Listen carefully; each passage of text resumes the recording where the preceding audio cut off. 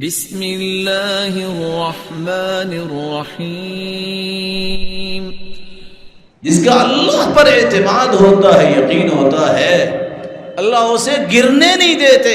اعتماد تھا نا سیدنا ابراہیم کو، یعنی اتنی بڑی آگ، آج بھی وہاں درخت نہیں ہوتے، آج بھی وہاں درخت نہیں ہوتے اس وادی میں جس وادی میں آگ جلائی گئی تھی، اور کوئی پرندہ اڑتا اڑتا گزرتا تو سقط مشویا، بھنا ہوا نیچے گر جاتا۔ اتنی آگ، اعتماد کیا تھا؟ میرے ساتھ ہے، اس کی قدرت، اس کا علم، اس کی حفاظت اور اس کی معیت خاصہ۔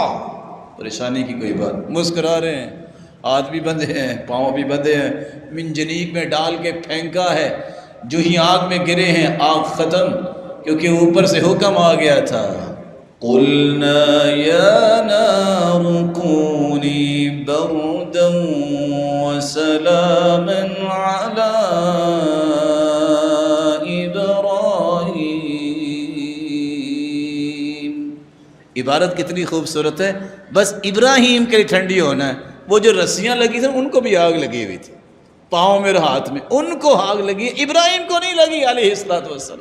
جب رسیاں کھل گئی، ہاتھ بھی کھل گئے، باقی سب باغ بن گیا۔ اور باپ دیکھ رہا تھا ابراہیم علیہ السلام کو، کہتا نعم الرب ربک یا ابراہیم، وہ ابراہیم تیرا رب تو بہت بڑا نکلا، اس نے کچھ ہونے ہی نہیں دیا۔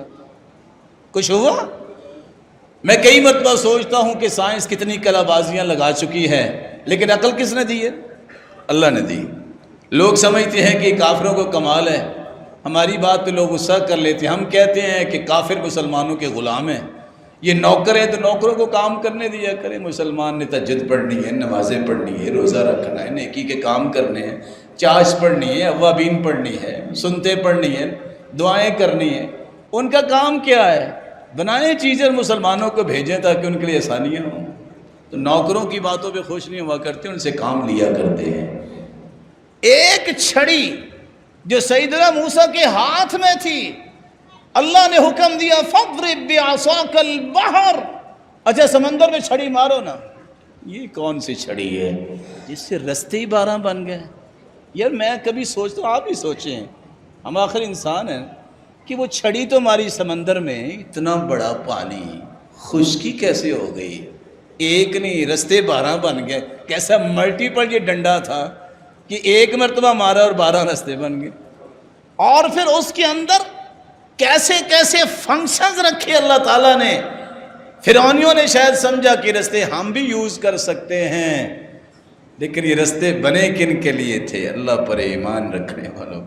جو ہی وہ گزر گئے، فرعونی اپنے لاؤ لشکر لے کے آئے، تو اللہ نے حکم دیا کہ معاملہ تو حل ہو گیا ہے، پانی تم چلو۔ پھر تو پانی نہیں چلنا شروع کر دیا۔ تو فرعون اپنی پوری لاؤ لشکر سمیت، اپنی ملت سمیت جو ہے وہ پانی کے حصے میں آیا، سارے ڈوب کے مر گئے، فرعون سمیت۔ لیکن اللہ نے کہا اليوم فاليوم ننجيك ببدنك لتكون لمن خلفك آية، فرعون تجھے میں نشان عبرت بناؤں گا۔ پانی کو حکم دیا، اس نے اچھال کے پھینکا، اور آج بھی لوگ دیکھ رہے ہیں کہ یہ پڑا ہوا ہے جو کہتا تھا انا ربکم الاعلی، میں ہوں بڑا رب۔ اعتماد اللہ پہ کیا، بندہ دوڑ کے آیا کہ تمہیں قتل کر دیں گے، موسیٰ دوڑ جاؤ، کہتے ان معی ربی سیہدین، یہ ہے ایمان۔ اور نہیں، میرا رب میرے ساتھ ہے، وہ مجھے سیدھے راستے پہ رکھے گا، حفاظت کرے گا۔ کاش یہ بات سمجھ میں آئے۔ آج مخلص لوگوں کی زندگی، رب پہ اعتماد کرنے والوں کی زندگی اتنی پرسکون ہے، دنیا ادھر سے ادھر ہو جاتی ہے، ان کو کوئی پریشانی نہیں ہوتی۔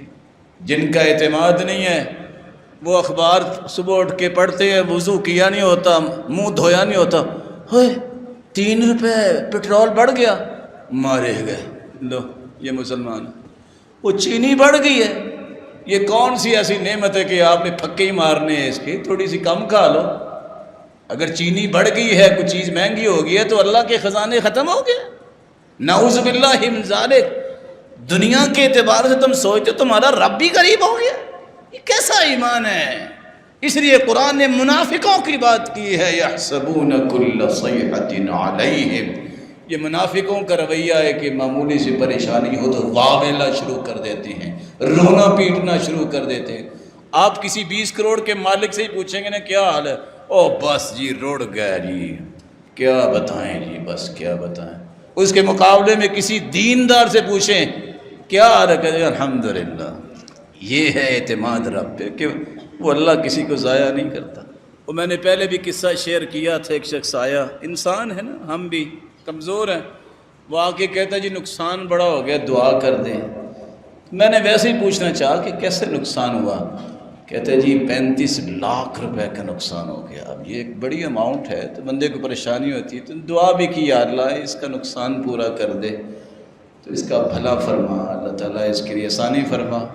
میں نے ویسے ہی عذرائے تفنن پوچھ لیا کہ نقصان کیسے ہوا، کہتا جی پچھلے سال 1 کروڑ 85 لاکھ پروفٹ آیا تھا، اس سال صرف 1.5 کروڑ پروفٹ آیا۔ لا حول ولا قوت الا باللہ۔ میں سوچ رہا تھا کہ کوئی 35 لاکھ کا خسارہ ہو گیا ہے اس کا۔ جہاں ایمانی حالت یہ ہو، حدیث کہتی ہے جس کے پاس صبح اور شام کا کھانا ہے، اسے کوئی بیماری نہیں ہے اور اس بندے کو خوف نہیں ہے، سمجھ لے فَكَأَنَّمَا حِيزَتْ لَهُ الدُّنْيَا بِحَذَافِيرِهَا، اللہ نے دنیا کی ساری نعمتیں اس کی جھولی اور دامن میں جمع کر دی۔ ایسے لگتا ہے کہ آپ کے پاس 2-3 دن کا کھانا تو ہوگا نا، کیا بھائی؟ تو پھر رونے کی کون سی بات ہے؟ میرا رب ضائع نہیں کرے گا، اس کے وعدے ہیں۔